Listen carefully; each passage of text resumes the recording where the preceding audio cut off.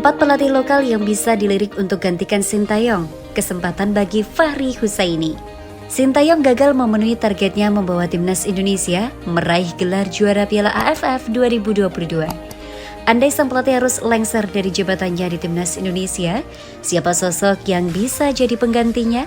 Sintayong masih punya kontrak sebagai pelatih timnas Indonesia hingga akhir 2023.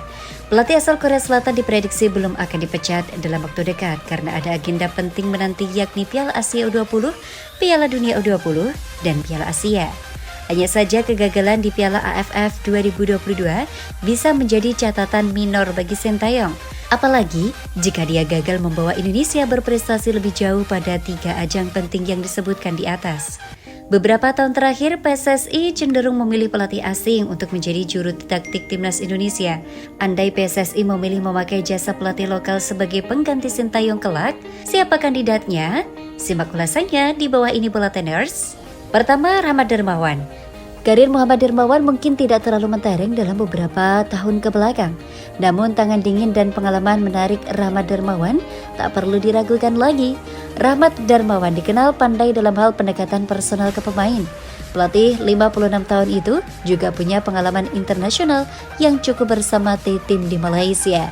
Rahmat Darmawan beberapa kali dipercaya sebagai bagian dari tim pelatih timnas Indonesia, baik level senior maupun U23. Bahkan pada 2013, Rahmat Darmawan sempat ditunjuk sebagai caretaker.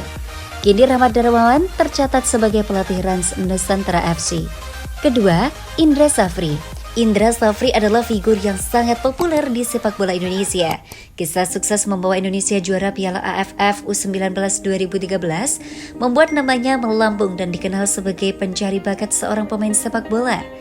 Indra Safri punya prestasi mentereng bersama timnas Indonesia pada level usia. Dia pernah membawa Indonesia juara Piala AFF U19 dan U22. Hanya saja, dia belum pernah mendapat kesempatan melatih Indonesia pada level senior. Indra Safri sempat menjadi bagian dari tim kepelatihan Sintayong.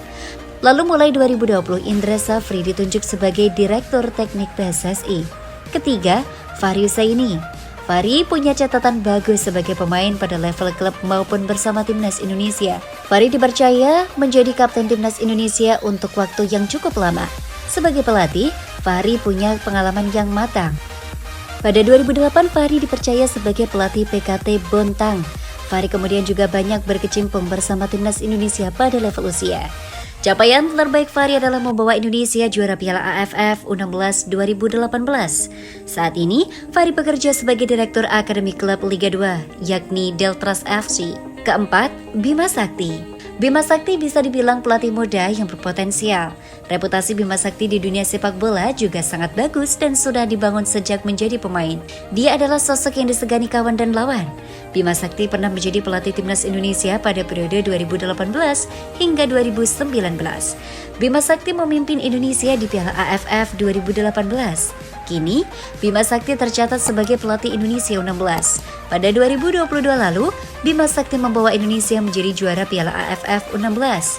Catatan apik tersebut bisa dipertimbangkan untuk mengangkat Bima Sakti menjadi pelatih timnas Indonesia.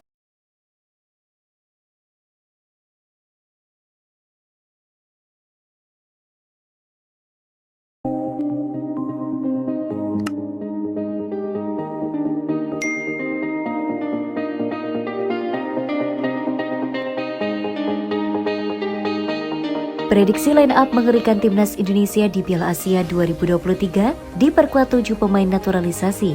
Prediksi line up mengerikan Piala Asia 2023 akan diulas di Ogezon.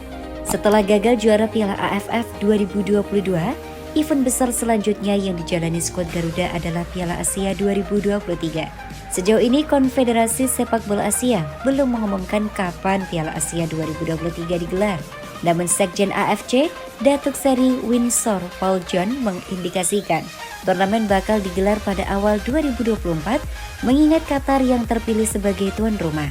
Jika Australia atau Qatar yang dipilih, tanggalnya akan diubah menjadi 2024 karena perbedaan cuaca, kata Datuk Seri Winsor Paul John pada Agustus 2022. Di jadwal awal Piala Asia 2023 bakal digelar di Cina pada 16 Juni hingga 16 Juli 2023. Namun karena Cina mengundurkan diri dan Qatar kemudian terpilih sebagai tuan rumah, Turnamen kemungkinan digelar pada awal tahun depan.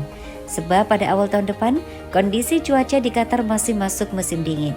Sementara jika digelar pada 16 Juni hingga 16 Juli 2023, Qatar tengah memasuki musim panas dan suhunya bisa menembus 40 derajat Celcius. Jika digelar pada Januari 2024, timnas Indonesia bisa dibilang diuntungkan sebab proses naturalisasi 3 pemain keturunan sudah rampung, yakni Justin Hubner, Ivar Jenner, dan Rafael Struijk. Kehadiran 3 nama di atas plus deretan nama yang ada di skuad sekarang membuat timnas Indonesia bisa diperkuat 7 pemain naturalisasi Piala Asia 2022. Mereka ialah Jordi Amat, Justin Hubner, Sandy Walsh, Shane Pittenebel, Mark Locke, Ivar Jenner, dan Rafael Struijk. Jika nama-nama di atas diturunkan, pola apa yang digunakan pelatih timnas Indonesia Sintayong? Sintayong berpotensi mengandalkan formasi 3-4-3. Dalam pola ini posisi penjaga gawang dipercayakan kepada Nadeo Argawinata.